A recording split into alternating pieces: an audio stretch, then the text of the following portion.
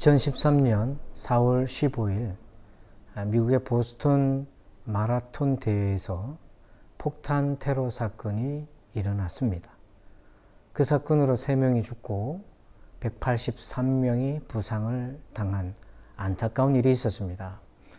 그런데 이 사건을 수습하는 과정에서 위기 리더십과 관련해 매우 이례적인 모습이 관찰되었습니다. 개미와 같은 무리들에게 나타나는 이른바 군집지능 현상이 나타났습니다.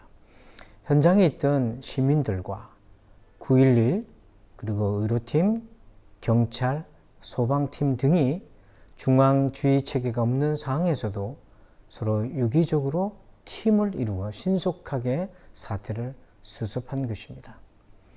아리스토텔레스는 전체는 부분의 합보다 크다란 말을 남겼습니다.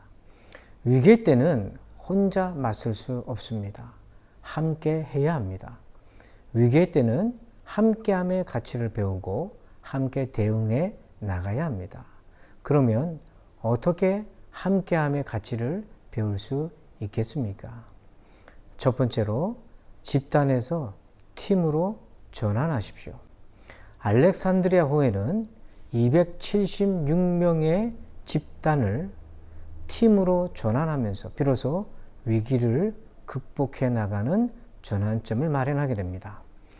존 맥스웰은 리더의 가능성은 가장 가까운 사람들에게 달려 있다고 했습니다. 이른바 이너 서클 법칙입니다.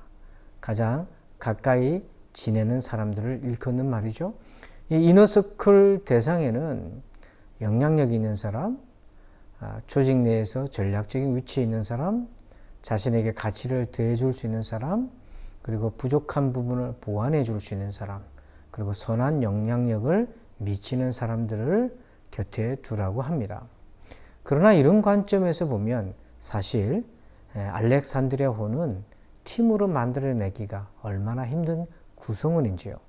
276명의 구성들을 보면 군인들, 선원들, 죄수들, 그리고 진군들 등이 있었습니다. 불행히도 그다지 인재가 보이지 않습니다.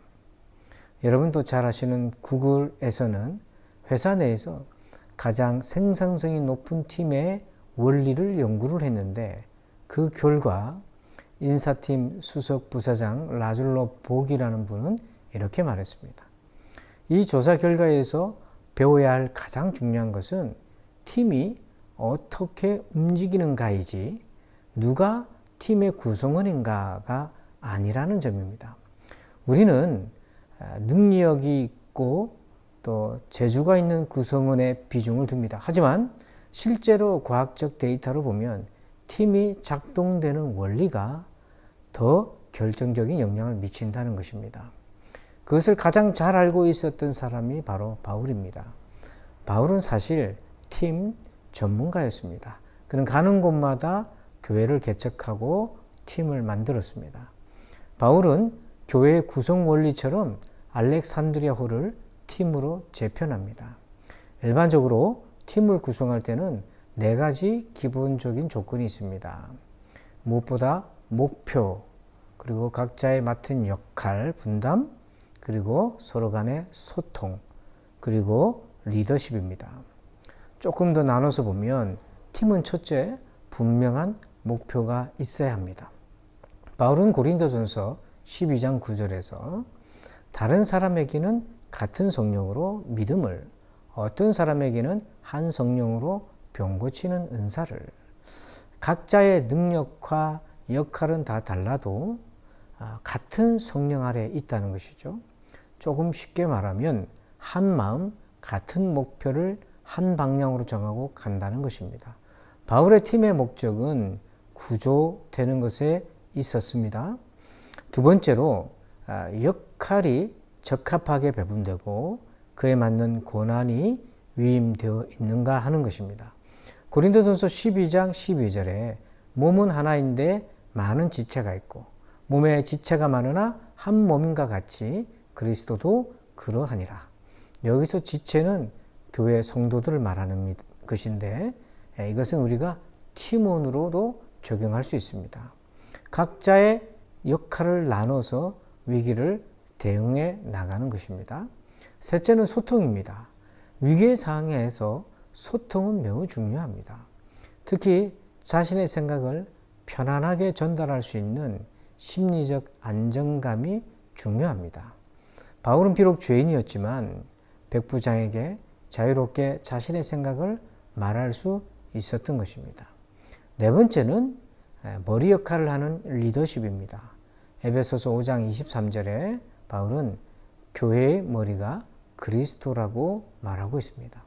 머리는 곧 리더나 또는 리더십을 의미합니다. 영향력을 말합니다. 알렉산드리아호가 그냥 집단으로 있을 때는 리더는 백부장과 선장이었습니다. 이것을 지휘 리더십이라고 합니다. 주인은 엄밀히 말해서 리더십의 출발에 불과합니다. 그러나 위기를 대응하기 위해 팀으로 재편되는 과정에서 실질적 리더가 나타납니다. 그가 바로 사도 바울입니다.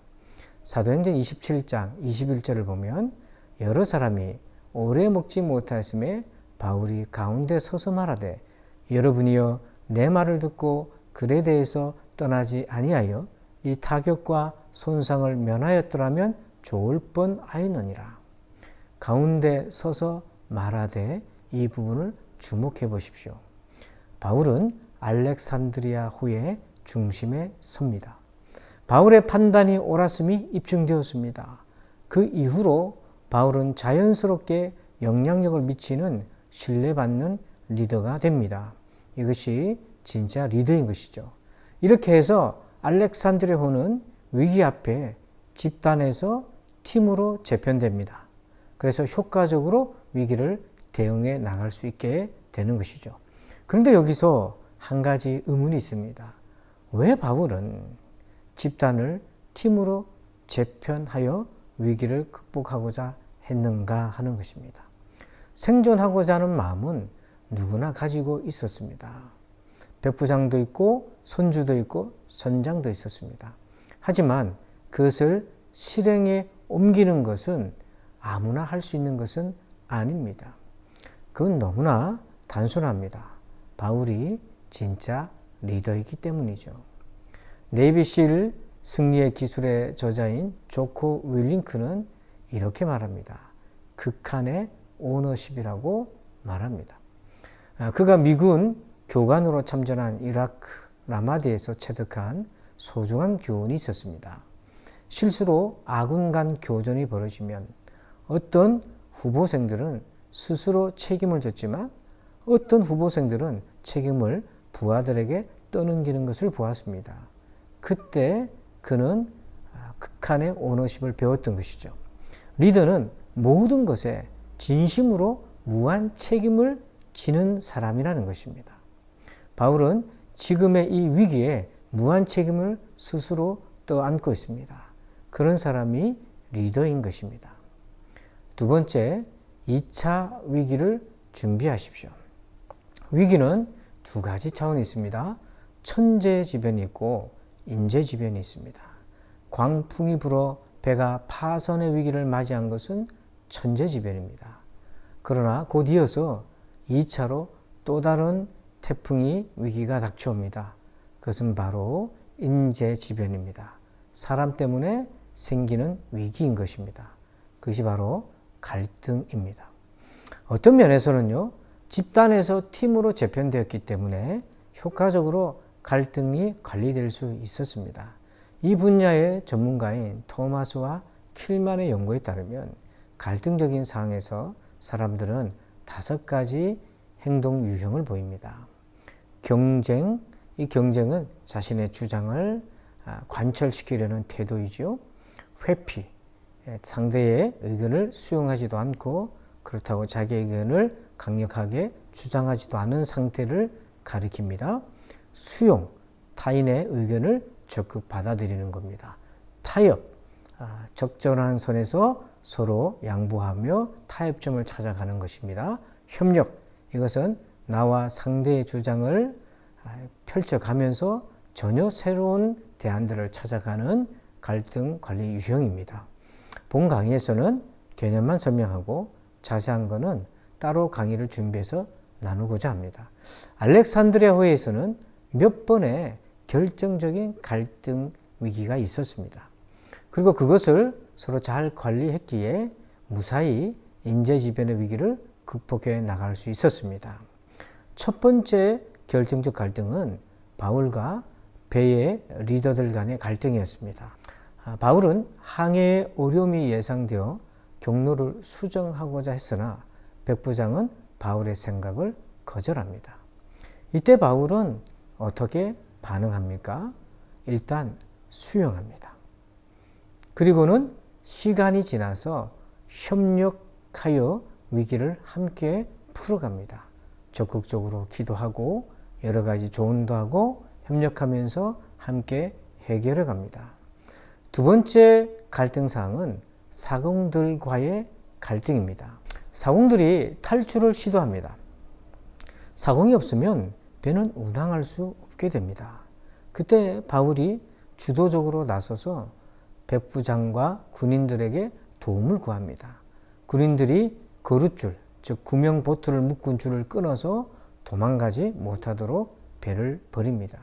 이때 백부장은 경쟁이라고 하는 유형을 보입니다. 사안이 급할 때는 자기의 주장을 관철시키는 유형이죠. 세 번째 사항은 백부장과 군인 간의 갈등이었습니다.